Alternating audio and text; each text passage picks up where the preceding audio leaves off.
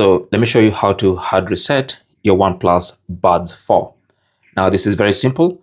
Just make sure the buds are inside the case, and then you want to keep the lid of the case open, and then on the right hand side there's going to be a button there. So what you need to do is press and hold this button until this LED light blinks red 3 times or 2 times. As soon as you see it blinking red, you'll know they've been hard reset or factory reset. So the button is right here on the right hand side, so press and hold. Just ignore what you see on the screen or on the LED light. Just ignore that. Continue holding. You're gonna see red. Just keep holding. There you go. You have red.